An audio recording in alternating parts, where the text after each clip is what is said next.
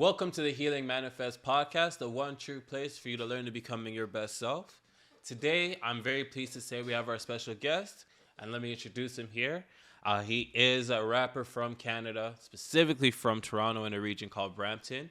Has a very international audience in Canada, US, and spans all the way across over into India as well.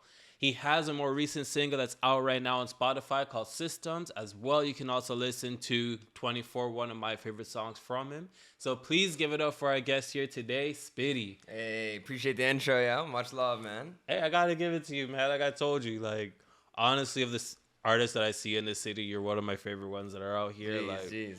I've seen everything from your growth to where you are now, and I gotta say, you're someone, you keep very true to yourself. You don't put on too much. You don't put on gimmicks, really. And at the same time, you're putting out music that people can enjoy in a new, fresh way. It's it's just something fresh. That's why I appreciate what you do, man. Nah, I appreciate the love, yo. Appreciate the support, man. So, like, for our guests who may not know, or listeners, I should say, that don't know you just yet, give us, like, that intro. Like, how would you express, like, where you came with the name Spitty, your journey to becoming an artist? Give us an intro to you. I mean, I always loved hip hop since I was a young kid. You know, growing up in Brampton, it's a lot of immigrants, so we're all just like trying to figure out life. And back in the 2000s, for sure, rap was like it wasn't like the mainstream. It was big, but it was also like the counterculture. Like our parents were like, "Oh, you can't listen to that." Like all the bad references, all the stuff they're talking about. But then like there was something that like captivated you, like the energy, the charisma of all these artists. And like in certain raps, there's also like deep messages, like artists like Nas and Eminem and stuff. Like they were putting like real messages into their music, too. So I kind of just learned from all of that, and I was like, yo, this music's like, it's catchy, it's fun, but it's also something enjoyable you could like learn from, and like it kind of takes you through life.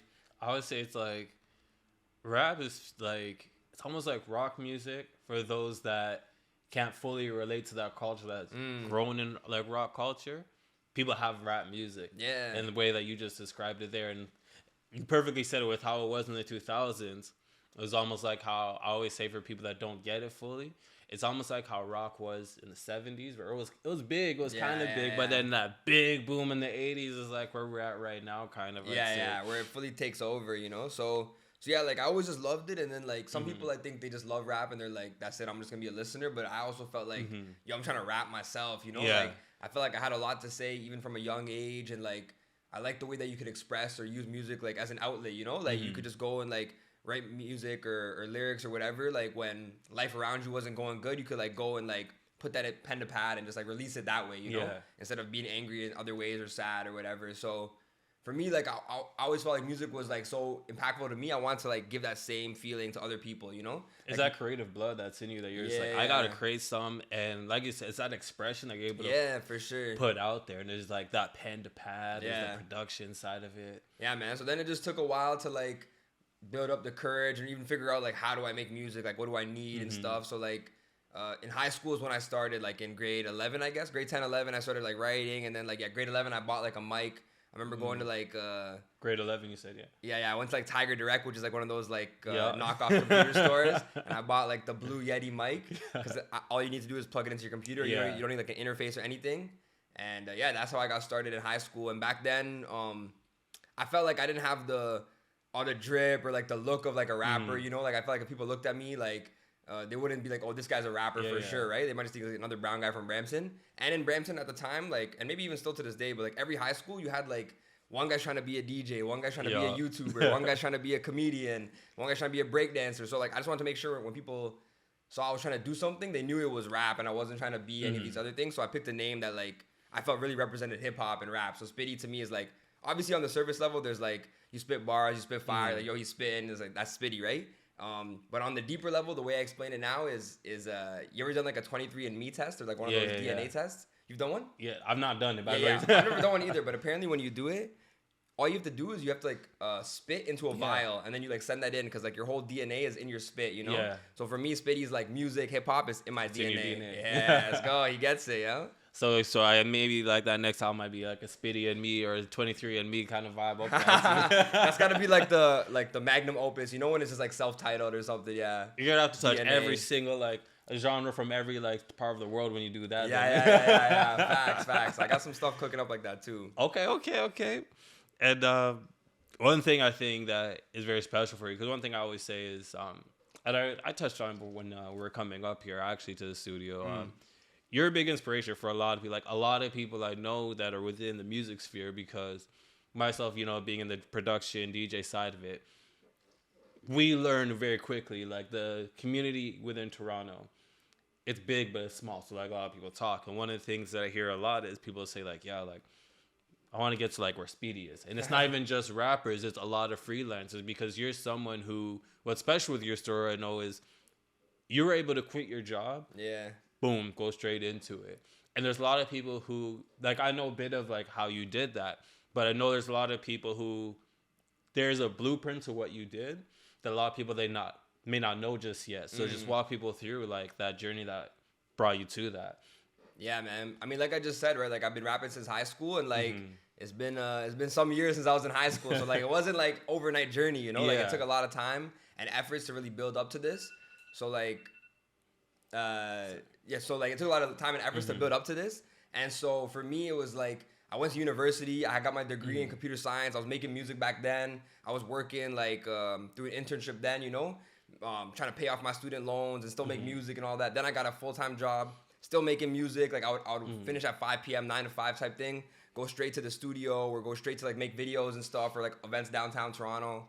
And I did that for a few years. And then actually the pandemic hit, and that was kind of like blessing in disguise, kind of, because like then I was in tech, right? So I was just working from home. So I was working from home and I was saving money because like there wasn't anything to spend it on, you know? And so now I'm saving up money. And so that was the real key, is like yeah, you said like I quit my job and then boom, I was making things happen. But it really took like a few years of planning to be like, yo, like when I quit, I got to make sure I have enough savings to actually like last me in case like I'm not making any money through music or shows or whatever. What am I going to do then if you don't have a steady salary, right? So that's what I kind of built up over a couple of years. And then in 2022, I was like, yo, like momentum's going. Like I see like my trajectory is going up, and I want to really see like what can I do for myself if I gave myself the full time of my life, like to really like put into music instead of just like after finishing work, because that's already going to be like 40 hours plus whatever for your job, and then I'm trying to do like another 40-60 hours for music, and then it's like that's like your whole life. And now it's like I took all that time I was doing for my work and I put that into music, and it's like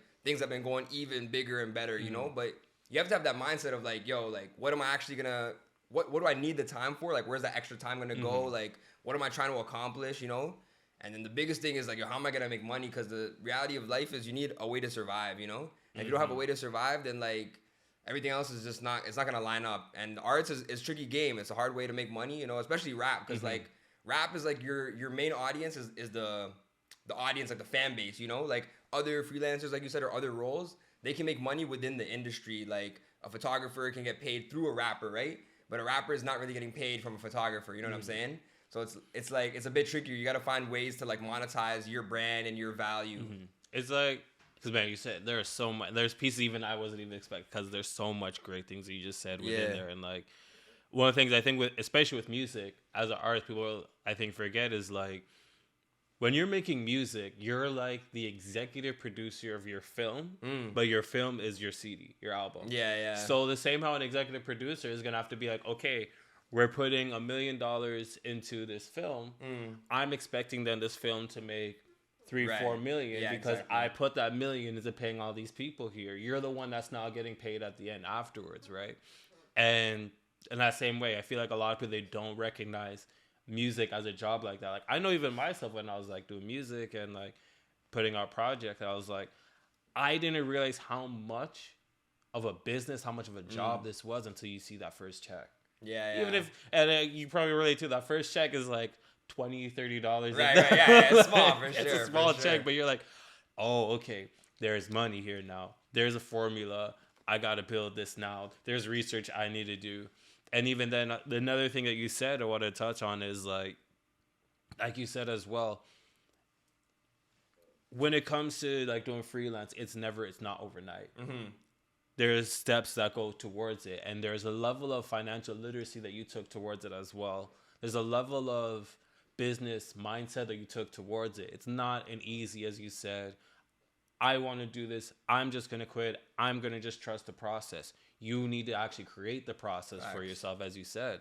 So I think there is that level, like, I don't know if you can break it down. Let's start with the business mindset of it, right? As you said, you kind of broke down, okay, there's 40 to 60 hours. You kind of want to be able to say, I can dedicate to this before going forward and say, okay, boom, this is everything that I'm doing now. How was that process for you in your mind of now being like, okay, I have to put myself in the mindset that I'm doing this 40, 60 hours. Like, walk me through like that mindset that you're going through at that time. Like when I was still making music and doing my job. Yeah. Yeah, bro. I think like I was doing music for a while, right? And you just have to really focus and be like, how can I keep improving? Because otherwise you get stagnant. You know, I feel like for a while I was like plateaued, and then there was no progression. And if you don't have anything going for you, then like if you just quit, like what are you gonna do that extra time? You're still just gonna be sitting there trying to figure out like how to make it, right? And so like over the years, like I was just building up like more and more stuff I was doing. Like I'm making all my own music. Now I'm like collaborating with other artists, doing features with them. I'm doing a lot of like video content. You know, I'm trying to make vlogs and other kinds of YouTube content or Instagram content around the music that helps in other ways. Because then you start working with like brands, and brands can start paying you and stuff, you know? And so over time, when I was just like finishing work and putting in the time, it was like slowly the days became like to the point where I wasn't finishing everything I needed to do in the day, you know? Or everything I needed to do in the week. And it was like literally like, bro, if I just had more time.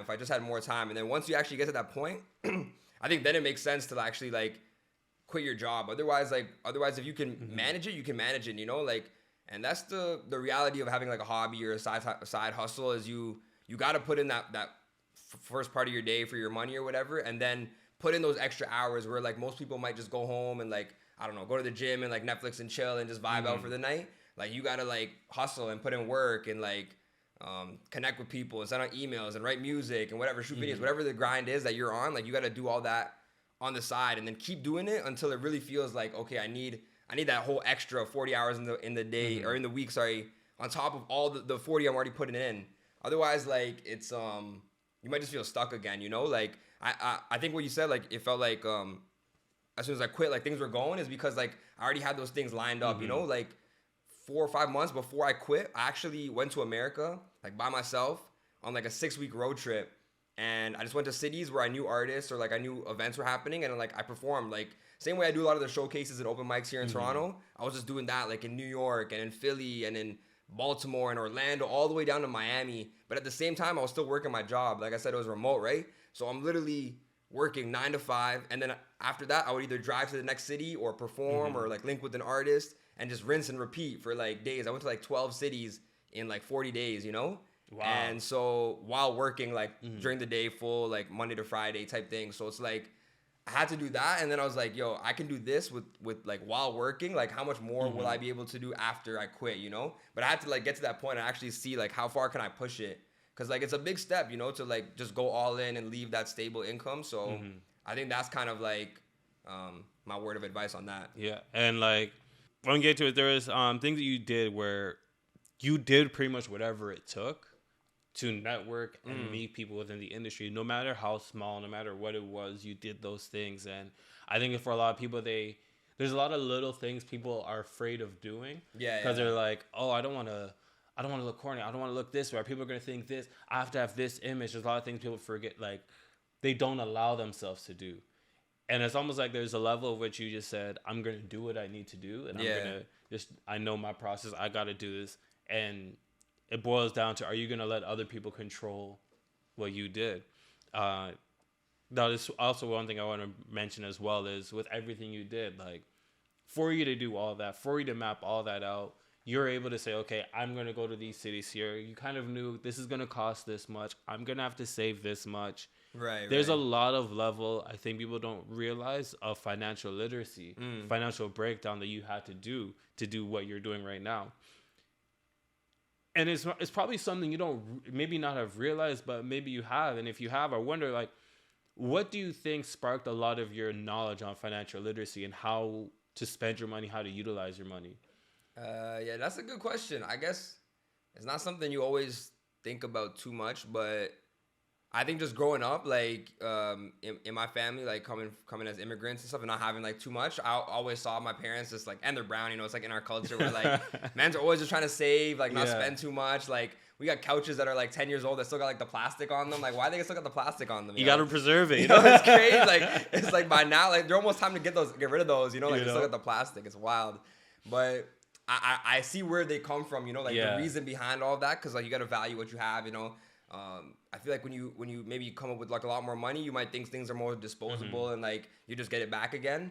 But like when you don't, like you gotta cherish everything you have and really like maximize your dollar value on everything, you know. So a lot of that's I think just baked into like the way I live and operate. And so when it comes to like whatever, it's like whether we're making videos, it's like try to be the most creative with like the budget you have, you know. When it comes to like going on the road, like forget flights, you know, we'll just hop in the car. Like after that tour, I did like another one 2 weeks, like with 3 guys. So it was like 4 of us just in the SUV, you know, driving to like Philadelphia to New York. Cause like it works better for everyone's budget. It's just like sometimes you gotta grind and like look at the bigger picture, I think. And yeah, a lot of that was just baked into being a brown guy, you know, being an immigrant, growing up in Brampton. Even my high school, actually, we went to this like one of the first raps I ever did. Such a random story was like we went to some TD or some company downtown from Brampton, and like they taught us like it was like a field trip, and they taught us like financial literacy for a day. And then they had like a contest where they were like make a video about financial literacy and stuff, and you can win some money and some prizes. And this was in high school? And this was in the 11th grade, like a week after I dropped like my first song. And so then I was like, yo, with 2 of my boys, I was like, yo, we gotta make a rap for this. Yeah. So we made a rap. It was like my song Money Talk, but like way back in the day, I was talking about money and stuff, you know. And we actually got like 3rd place, which got us like $500 each, you know. Like they took us again like another day from North Park, like my high school downtown, like bro, in taxis. You ever take a taxi from Brampton to Toronto? Expensive. In the morning, it was like $100 each taxi. I was like, yo. All the school paid for it. I was like, yo, this is lit, bro. But yeah, that probably added to it too. Like sometimes, you know, the school throws in like a nice field trip or something that like you never know how it actually might help you. It's funny you mentioned that trip from like Brampton to Toronto. Yeah. I remember I used to live in Brampton for a little bit. Word. And I had a lot of family that was in Scarborough. Oh yeah, no, that's a trek right there, yo. I had it memorized. I was like, okay, this trip is gonna be an hour and a half at least. And as much people know, okay, Brampton is on the west side of Toronto. Yeah. You got Mississauga, Etobicoke to get through and everything. It can be a bit of a journey. North York, you know, the 401 gets hectic up at North York. It's a trek. trek. There's like 30 lanes. It's mad.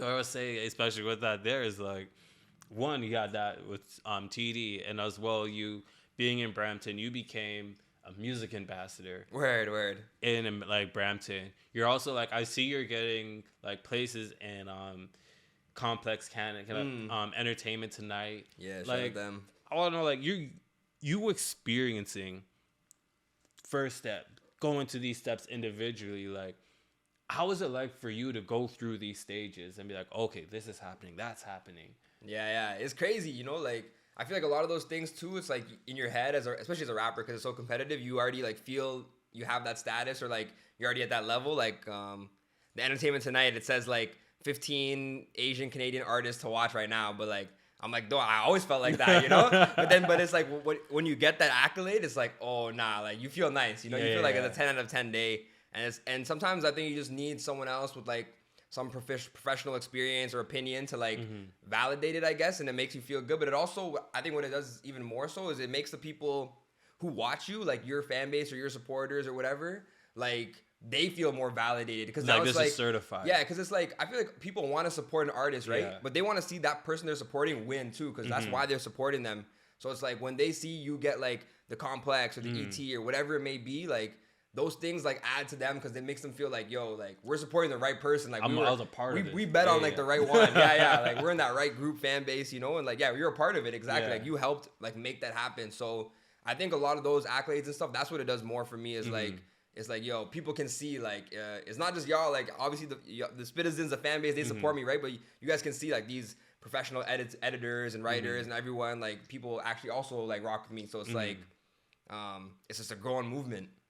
And like, I think I want people to understand too, like even when you say that part of like you get these and it's like it certifies it, but it's like in the back of your head you kind of knew. And I think what's important is like, because you're still a very humble person. Yeah. You're a realistic person at the same time. Right. And I think it's very important to have that mindset, because some people who will have that, they'll have these things come to them, and what happens is they start to get imposter syndrome. And you can get into a very dark place when you don't know how to accept your accomplishments. And it's very easy not to accept those, because it's like the world wants you to not be the one to accept it. But when you don't become, there's that like downside that happens when you don't accept your own accomplishments. And I think that's actually a very big thing, a very important thing for people to recognize, is that ability to just be able to be realistic. Like, okay, I know I'm striving to this. I know I'm kind of here.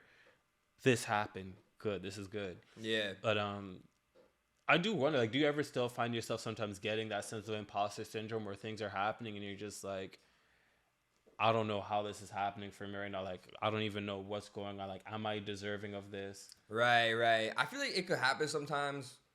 There's just so many dope artists, you know, and like there's only like a limited number of opportunities or things that can like everyone can get, right? Like not everyone can perform at this or do this or get this brand deal, whatever it may be, right? So you definitely can feel like, yo, like why me? Or like there's other artists who I think are doper in this way. Maybe like this could have been better for them. But I think also like I was saying, I just put in a lot of work. Like it's been a long time coming. So for a long time, I wasn't getting no like accolades or awards or any recognition and stuff. So I think I personally like it wasn't so fast that like I feel like that imposter syndrome too much. Like I feel like I really put in the work, and like you said, like yeah, I try to be humble and stuff, but also understanding that like I've done it, you know, I've done a lot of work and really try to put on for the community and like Brampton, the South Asian community, and like the local artist community and everybody, and like I never really tried to move in a way that was like too Hollywood or like try to jump, you know, like try to be like I'm like a big star or whatever. I've always tried to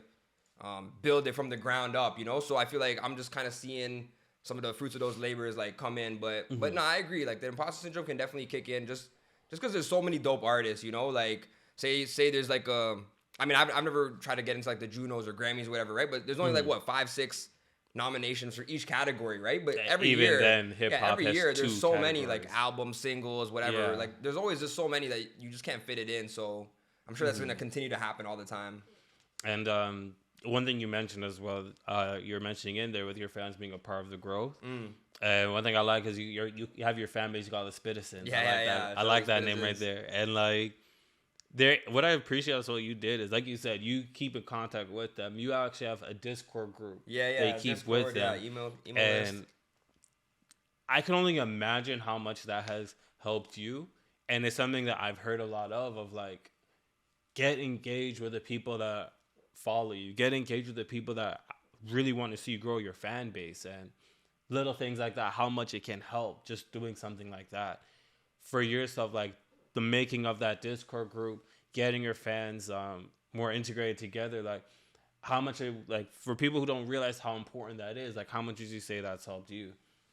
I think that's the biggest key is like if you want to be an independent artist, and you really need to like create that fan base and create that like engagement yourself, you know, because you're the one who's gonna have to figure out ways, like I was saying earlier, to make money off your brand through shows and through merch and giveaways, whatever you're trying to accomplish. So like if you look at my comments and stuff, like so many of those people who engage a lot, like they hit me up in the DMs too, and I'll like reply or whatever, you know, like people, some of them are artists, like they're coming up, they'll be like asking for feedback and stuff. Like I'll always reply. Like in any given day I get like whatever 20-30 DMs, and it gets worse like when I reply, because then they're replying back more, you know. But it's like I always try to take the time and efforts to like just hit them back, because like I try to look at it the other way too. Like if some artist like I was looking up to or like rock with was hitting me back, like what kind of inspiration would that lead to me, you know? Like what could that do for me, you know? Just like one message or something. So I always try to like pass that on and like take the time out of my day. I always tell myself, like, until the point where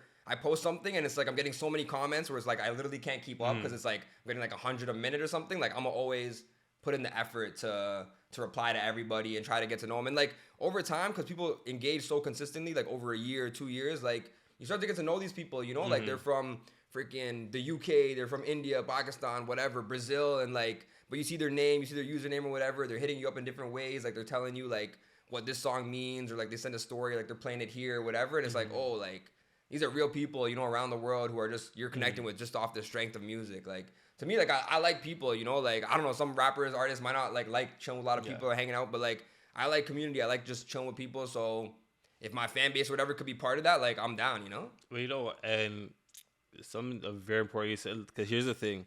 The big thing that had me be like, I wanted to have you on here is because I could message you. Yeah. And just even on in person to be like, yo, like, I'm messing with what you're doing here. Yeah, and yeah. you respond, we'll have a like talk. I'll see you at events, and I see you when I go to events. I'm like, yo, like, he's just talking. He's like communicating with these other people. I've seen it where there's artists who are very like, I'm gonna stay on my side, and at the same time, there's nothing I guess. Sometimes, especially when you're like an artist, you kind of want to have your introverted space. Yeah. But it can get to where it's like, okay, you're putting such a block between yourself and the people that are around you, and I don't see that with you. And I'm like, that's something I saw rap. I was like, that's dope. I was like, to put it in the simplest way, like that's just straight up dope. Man. Yeah. I like even like you mentioned, like doing the Discord, doing those things. Like you're able to communicate with people in Pakistan, in India, in the UK. To think like 15 years ago, that wasn't really possible to just be so easy. And the biggest thing is we actually are in a time where we have so much control. If we utilize our algorithm, utilize communities in the way that we wanted, we're not looking at the world so negatively. Because we can start to see other people around the world that feel the way that we feel, recognize things just like us. Like you're able to be like, oh wow, like I'm impacting this person all the way across the nation pretty much over here. That's crazy to think, man. It's crazy, yeah. It's like exactly like you said. Like some people look at social media and internet like pretty negatively, but there's so many ways to use it in the right way. It's all just about how you tap in. They're all tools, I feel like, at the end of the day. Like you don't gotta let it consume you, you know, you just gotta use it. Exactly.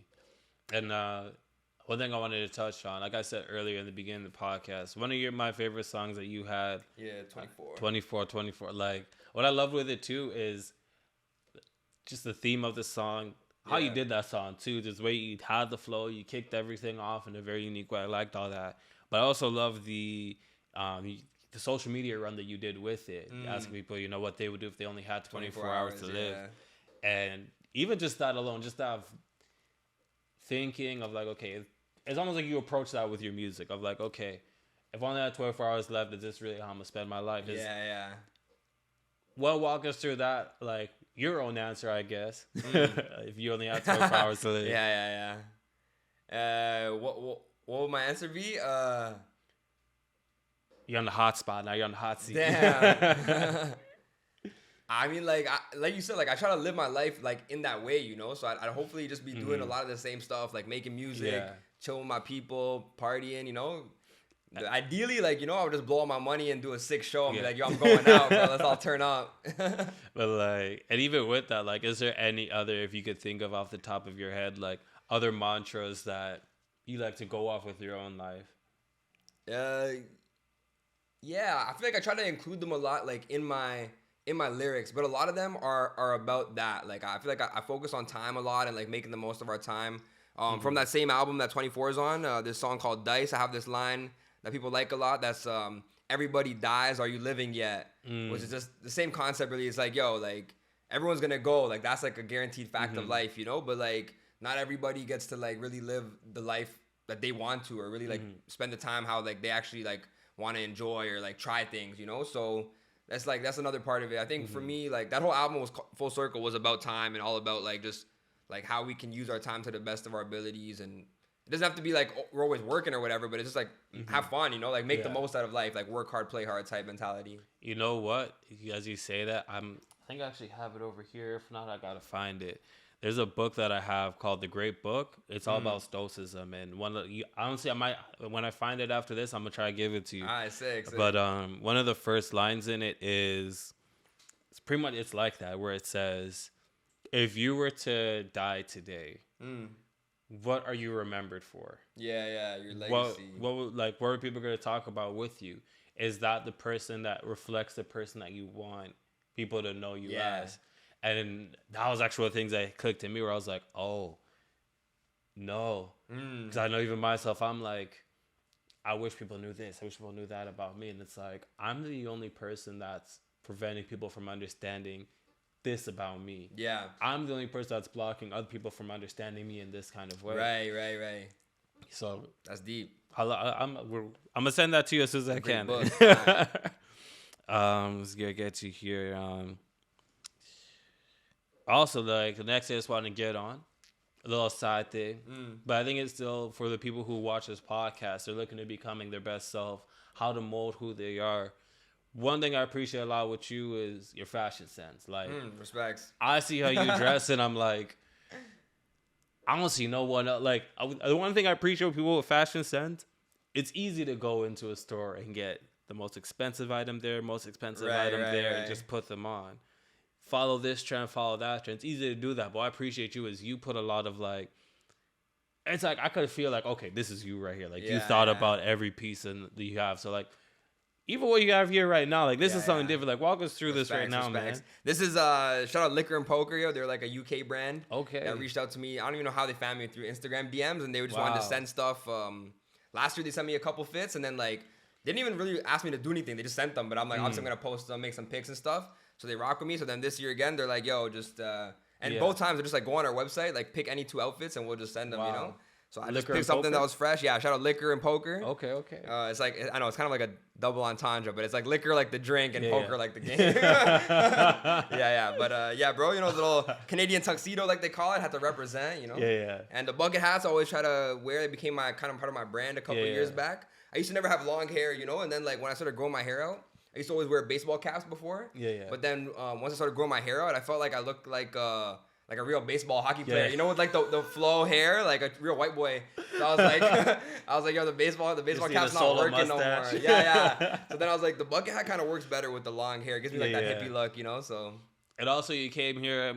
I might have to get some B-roll footage for people on the YouTube channel for them to see the jacket that you had. Oh yeah, bro, that jacket's super crazy. It turns into a bag. We'll definitely get B-roll. Oh yeah. I'll do the live demonstration. It literally like folds into itself and then it becomes like a side bag. Okay. Yeah, it's genius, bro. Do you remember the? That's lifted anchor. Lifted anchor. Okay, but that's like online, like from America, I think. Yeah. But this is what I mean. It's like these are brands that are not like they're not the hugest of brand, but it's like they have some dope stuff, and you're able to be like, hey, look at what these people are doing here. Look what this company is doing over here, and it's like people could look at it and be like, oh, this is different. I like this right here.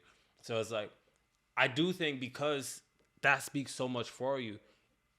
It just shows so much of how you dress, what you wear. It goes so much to making who you are. Because especially, I remember you mentioning earlier, when you were coming up back in high school, you were saying you felt like you're almost looking like almost everyone else. You felt like you had to like build an identity that was separate. Right. And that's a lot of what you built through your branding of what you did, but also through how you dress. And for sure.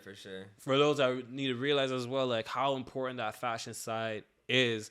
How much did you even say the way people approached you, the way people recognized you? Not in a materialistic kind of way, but it kind of changed as you started putting more of your identity in how you dress. Yeah. I think it just adds so many layers, bro. There's bare times where I'll be like at a busy event and they'll be like, yo, I spotted the bucket hat from like 50 feet away, you know, and they come over, right? Or they're like, Spitty, right? I've even had shout out my boy Shim. He's another brown guy who kind of has long hair, and he was wearing bucket hats, and bare people would go up to him like yo, Spitty, like it was wild. Like it was actually jokes. He actually performed a place that we've been to a lot, like Open Concepts, right? Yes. And he performed there, and then like his picture went up on like their page, and then our other artist friend Belisi literally sent me that like, yo, it's your twin, and I was like, damn, like she doesn't even know him, she just sent it to me, you know? And I'm like, damn, like it's like, but the look is there, which is good. Like I actually got stickers, not on me, but like I've even made stickers like where I have the bucket hat and stuff, you know? Because like I think just having like something recognizable, it adds to it. And you see a lot of the big artists like. They like have a look that they come up with, and then they start to like change it and make eras, you know, like The Weeknd's hair grows, J. Cole's hair grows, Drake's always doing different things with his hair, like Eminem was like blonde, then he's like got brown hair, you know, like so like those things kind of like over time it also helps to be like, yo, my brand is evolving and changing, because like people want to see you like keep progressing, you know, like a lot of times fans will be like, yo, we want the old this artist, but also they want to see you like keep growing and getting better, and like changing your style and changing the way you approach things like adds to that, you know? Like you don't want to get stuck. So like fashion, I think, is just another form of like self-expression, and it just goes hand in hand with like the rest of the arts. And you know what's funny? He's saying that I say with people is like, more so with artists I'll say it with, and with what you saw, there's different eras. And you also hear people saying, we want the old version of, we want the old thing. Yeah. But you know what ends up happening is... the old Kanye. I miss the old Kanye. But you know what ends up happening is 5 years later, like I look, basic way to put it in the most articulate way, Drake, for example. Everyone, when he came out with like, if you're reading this, it's too late. And that era right there, people were saying, man, we want the old Take Care Drake back. Oh, right. But then now... Like the slow, yeah. But you look at right now, people are like, man, we want the, if you're reading the this too late, we want that Drake, views Drake back. That's people, true. People are always going to be nostalgic over what you did before. Things come in cycles too, for sure. Yeah. Like even the bucket hat, that's like a 90s thing, you know? Then it kind of came back when like Schoolboy Q was wearing it a lot, like in the early 2010s. Then it died out again. Then it came back again, like crazy big. Yeah. Like I guess like just a couple years back, you know? And now last year I was in New York, bro, and like 3 years ago, you would never see bucket hats like in New York, like randomly, right? Yeah. But I went to New York last summer, and literally like every guy on the street selling bucket hats, every store selling bucket hats. Bro, Dunkin' Donuts had bucket hat like merch. Hershey's had bucket hat merch. It was like, wow, you get a bucket hat of anything. Hats are one of the things I find, especially when it comes to the fashion. Hey, we're getting to the fashion side. I like it. Yeah, we're getting to the fashion side of this now. Before the bucket hats, it was like the Bryson Tiller, the dad hats, you know? Just if you look at the last even just 8 years, you went from the snapback. Yeah, the snapbacks was crazy. The dad hat came back. The bucket hat came. Then you had the fitted cap. The fitteds are back now still. Yeah. They're fresh though. They got like new colors now. Yeah. And the two-tone colors. But it's because and what I was realizing too is even just color tones. Yeah. How those things can change. Those change, yeah. If you look back like 2011, 2012, like colored skinny jeans. Oh, like the jerk era? Green, yo, that era was crazy. You would see that and tight ass, mix it up. bright pink skinny jeans. Yeah. And then after you go like 2016 to I'd say even 2020 a bit, the like monochromatic era, like the very nude colors. Yeah, like the Virgil Off-White era. Yeah, exactly. And then after you go from that, where now it's like, okay, we're getting back to this like grungy 2000s. Yeah. Some people are on that like Playboy Cardi, like super dark vibe. Yeah, but like it's also like the 2000s back, like baggy pants and stuff. Yeah. Yeah, it's very like. But that's the thing is, once someone wears a piece, I like how you said that at the end, like that, like 2000, like almost Barbie kind of like style. Yeah. You have that, and it's like, okay, I see what you're inspired by. I see the community that you build around what you wear. And it speaks so much volumes as to how you dress everything. Even I didn't even notice that watch right there, man. That's a dope watch. I just love the color red, you know. So I literally like a lot of the stuff I wear is like I try to find the thing like reverse. Like you were saying earlier, like some people just go to the brand and like buy the most expensive thing. Yeah. Like I didn't really care about the brand. I just wanted a red watch, you know. But hey, you know what? You color coordinate still in the sense. One, first of all, silver. Jewelry, it'll always go. So you have that there. By the same time, you coordinated the denim, which is very important. Sorry for the people that are watching this on Spotify, for example. Please, you might want to watch it back on the YouTube to see the fit. Double the plays up. But you did match the bezel of the watch. With the bucket hat. Of course. And again, so things everything was put on with intent. And it shows. It was very important. Yeah, honestly, I just want to say this is a great episode. We're able to get pieces of financial literacy, fashion, understanding freelancing. Stoicism, bro. Yeah, deep podcast. So much we're able to get from this. And I just want to appreciate you so much for coming out, educating our guests. And if you're watching this right now, please feel free to like, comment, subscribe. Follow Spitty Music on all streaming platforms. And also make sure to stream his music on Apple Music, Spotify, anywhere that you listen to music. And listen to his last single, Systems. He might even have something else out by the time this comes out. You're releasing music like crazy. Knowing me. So thank you for coming on. You take care. Much love, I appreciate you, bro.